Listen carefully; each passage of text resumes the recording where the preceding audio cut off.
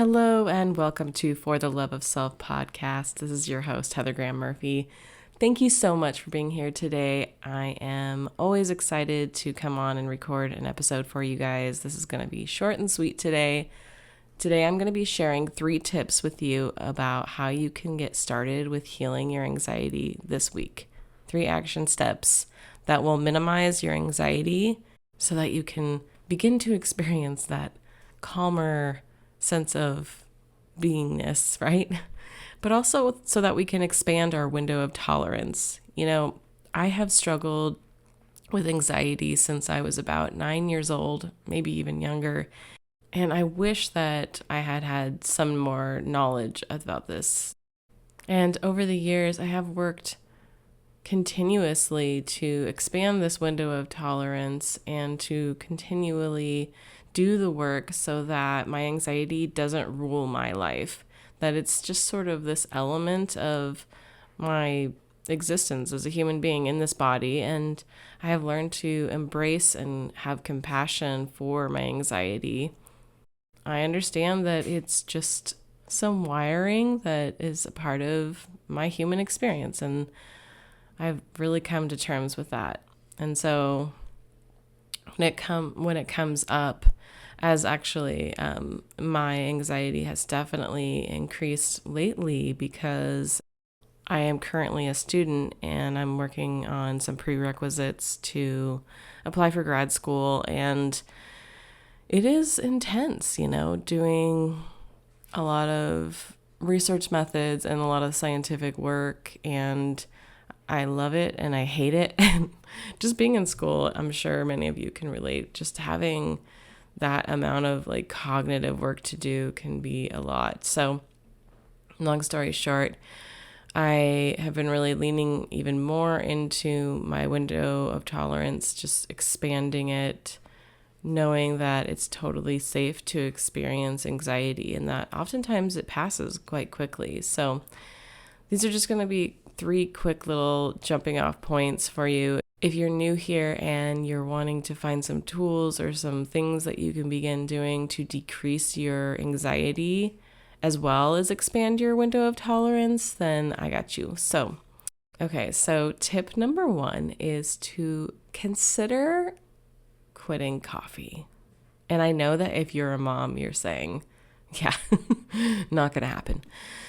I know we covet our coffee. It is so good. And I actually feel kind of hypocritical because at this very moment, it's 5 a.m. and I'm drinking a cup of coffee. But actually, this is one of my first cups of coffee in a very long time. I'm currently 3 weeks out from the end of my semester. And yesterday I got 4 hours of sleep and I said, I think this is just going to be a coffee time in my life. And boy, am I feeling the negative side effects of it, but it's fueling me at this moment. So, I think coffee gets mixed reviews, right? I think that it's pretty addicting. It dehydrates us, and there's just a lot of stimulation happening. And so, I think that I'm not a scientist and I haven't delved into the actual literature on coffee at all, but I just wanted to offer it as a suggestion because I have quit coffee several times. And like I said, yesterday was the first time I actually had a cup of coffee in several months, maybe even, 5 months or so, and actually longer. Yeah, it was definitely in the fall. It just totally makes me feel so different. I have to say that when I initially quit, I went through that really foggy period. I felt like calmer in my body, but my brain was still not firing as well in the morning. I got past that, and and also taking some supplements. I use Alpha Brain from Onnit, And that really helps to just get my brain firing in the morning, especially considering how much cognitive work I'm doing. And so, some of us have various, lifestyles that make us have to use our brain in such a intense way, I guess. And so it's kind of just like your tolerance for, maybe I'll just cut back to like a half of cup instead of drinking 5 cups a day. So just play with it and consider it.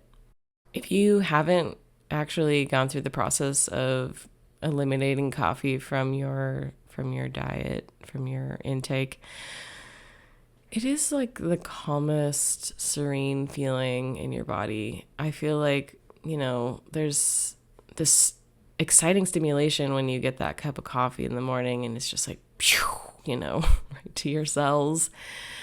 And all this firing is going on in your nervous system and in your central nervous system. And it's very difficult to deal with that in your body when your brain is also battling a lot of thoughts and worries and stresses. I think when we train our bodies to be calm, our brain knows that we're safe and that we're calm, and we don't need to, those thoughts sort of begin to calm down that exacerbate our anxiety. So just some food for thought. Consider it, or consider reducing your coffee intake. Tip number 2 is to minimize your schedule. This one has always been a big challenge for me. I don't know about you, but I feel like I'm one of those overly ambitious people that wants to do a lot of things, and I say yes to too many things, and I've been really trying to work on that. Tip number 2 is really about minimizing your schedule. I think that if you're a mom, maybe you feel really obligated to have your child signed up for a lot of activities after school, which is so good for them. And at the same time, how is this depleting you and draining you? What kind of pressures are you putting on yourself to, do what you think you should be doing? I think that in this day and age, we feel this need to keep our children stimulated all the time and keep them really busy, which can be so great, especially as children get older. I think when I think about teenagers, I think it's really important to keep them busy with positive activities, because then they don't get bored and engage with unhealthy behaviors that they might start hanging out with the wrong people. So keeping them, involved in sports is so great. But with our younger children, I think that we don't need to keep them as busy as we think we do. I think letting them have open space in their schedules to just be bored and explore is okay. I don't know how old you are, but I'm definitely somebody that grew up without an iPad. We didn't get a computer until I was 12, which is still pretty good, I'm an older millennial, so we got a computer, and before that I was a little kid we didn't have electronics, and obviously we had TV and whatnot, but I was outside a lot. And I think there is a big movement to kind of give our kids a boring childhood, and I think it's great. And so anyway, I think about our own schedules of minimizing whatever is going on with our kids. My daughter often will be like, I am bored, and I'm like, that's a good thing. I'm trying to teach her that boredom can be a path to creativity and exploration, and that's really exciting to think about what's on the other side of that boredom. And so that's the same thing for us as adults.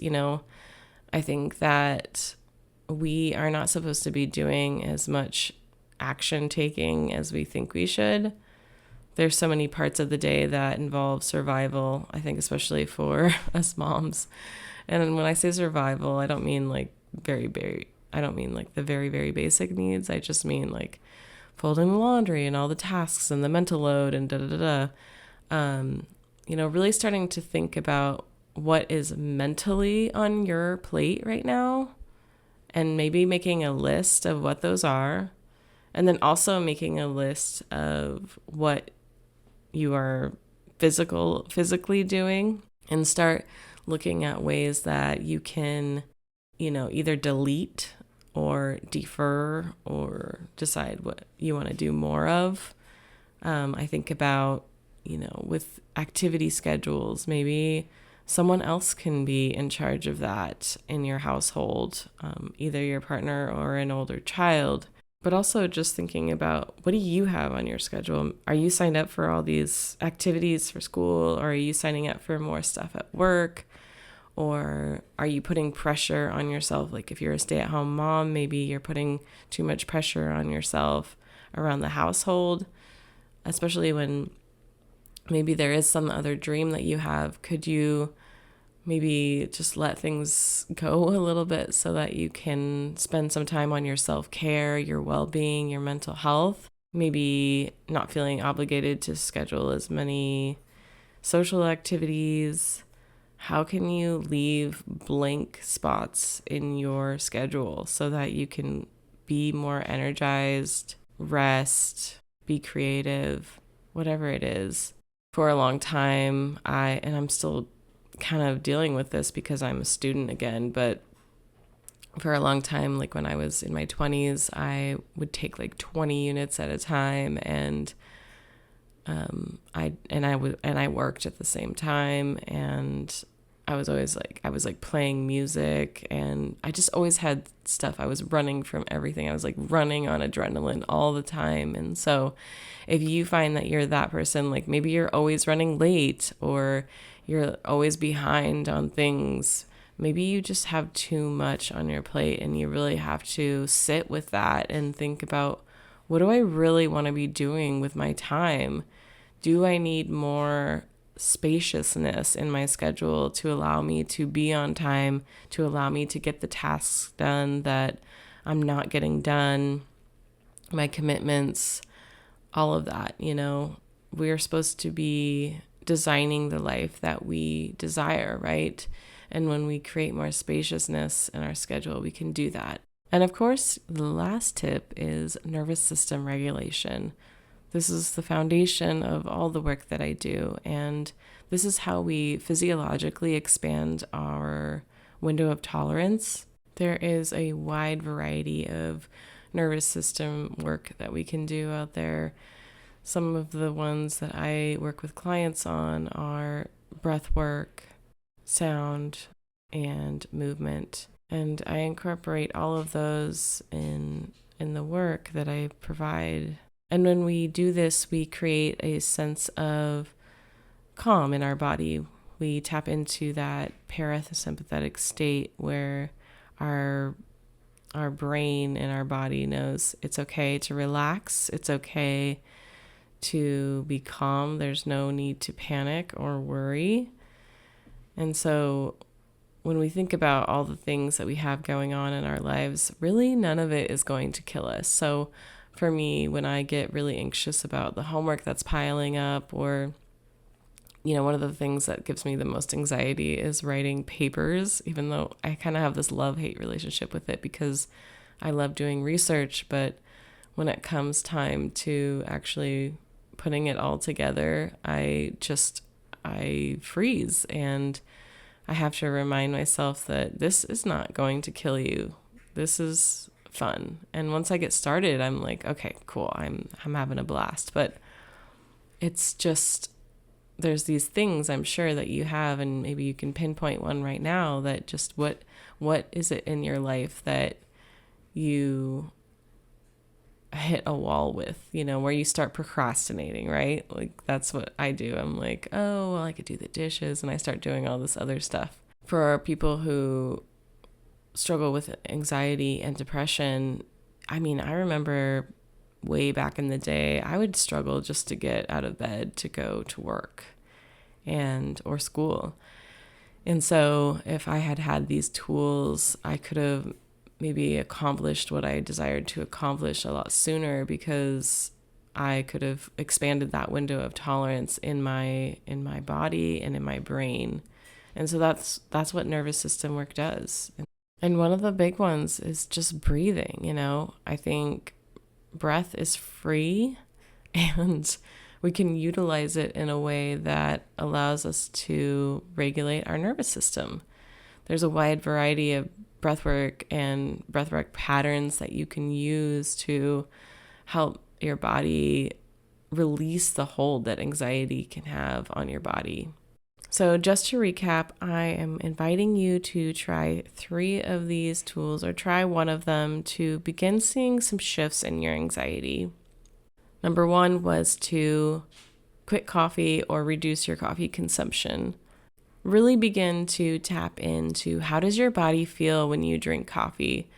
Think about all the stimulation that's happening and see how you can begin adjusting your tolerance for not drinking coffee and just cutting back so that you're not getting that zap and that zing feeling, the adrenaline that you experience, which is a whole podcast episode that we could do in itself, by the way. But I really need to sit down and do further research to fully have a grasp of how to explain, what coffee does to us. Anyway, that's a whole different thing. But number 2 was to consider minimizing your schedule. How can you create more spaciousness in your schedule so that you're not running from one thing to the other, or always feeling behind and just in that constant adrenaline state of go, go, go, go, go, go, go, go, How can you start eliminating things or taking things off of your plate, whether mentally or physically? It's not just about all the tasks that we do, especially us moms, but and with the mental load, I think this is being discussed more and more about all the things that us moms have to think about. And this isn't just moms, this is all people to some degree or another, depending on your level of responsibility. I think even men have a mental load that us women don't fully understand sometimes. It's just everybody's situation is different. It's not related to gender or anything. It's just depending on what is your mental load, what do you, that's a personal question. What is your mental load, and what can you delegate, delete, or add? There might be something that you're wanting to do more of. And this doesn't have to be every day. You might be looking at your schedule like myself, where I'm just well, I'm a student. I have these classes, plus I have, 2 hours of homework for every credit that I take. On top of it, I'm, a parent and da-da-da. Anyway, and so you might be looking at your schedule and just saying, there isn't any way for me to reduce this. This is just the chapter of my life. And that's one thing I tell myself with being in school, is I'm it is a little bit more fast paced than I would prefer, but this is me moving towards a goal, and I'm motivated, and I have a wider window of tolerance too for more. Can you pick one day a week maybe where you create more of that spaciousness? For me, that's Fridays, where I might record a podcast, but one of my goals is to create a spaciousness so that I can go to the beach once a week or something like that. Just get outside and be in a creative space where I don't have anything I need to do. I can just kind of be in my own body and my own thoughts without all the go, go, go. Tip number 3 is to regulate your nervous system. Having a regular nervous system regulation practice can really create a healthy baseline, but also expand that window of tolerance and just overall help you feel calmer and get you through some of the hard parts of life. Because the fact of the matter is, no matter how much you manifest, no matter how much money you have or how many objects or situations that you manifest, there's still going to be challenges in life. That's part of the process. This is how we grow. It's not just always going to be, easy peasy. There are ways that we get to have ease and flow in our life, but it's a constant adjustment. I think about this idea in nature where, when we think about the idea of balance actually kind of means that there's no movement. And therefore, I think there's no real growth. And so to me, it's just that there's never going to be a there. There's always this concept of like, okay, when I finally get the job, or when I get through school, or when I when I have the money, then I can just relax, and like then I'll feel this way. And yes, that might be true, that when you do have that thing that you will feel that way, but why not feel it now? And we can do that through regulating our nervous system and taking action on our lives to create and define how it's going to be, and also understanding that with all of that, we are sometimes climbing mountains, and that is challenging, rigorous work. So there's a dance, right? To go back to the balance analogy, there's this dance with the universe that we're constantly moving around and shifting and making adjustments, and that's normal. There is no there. Life is a dance. So continue to practice self-awareness and look at your life, look at your coffee intake, look at your schedule, look at your nervous system work. Are you doing what you need to do to reduce your anxiety and not add to it? I hope that this podcast has given you some food for thought today. If there is someone out there that you think would benefit from this podcast, please consider sharing it, or share it over on the Instagrams and tag me. Let me know what your takeaways were, or what you're adjusting in your life to reduce your anxiety this week. All right, I'll catch you in the next one.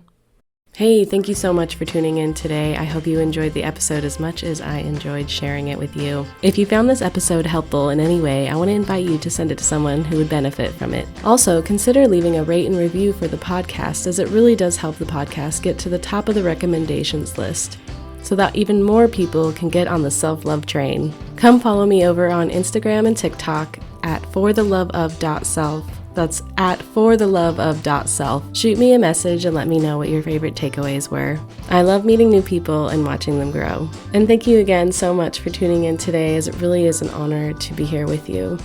We'll catch you in the next one. Oh, and of course, don't forget to subscribe.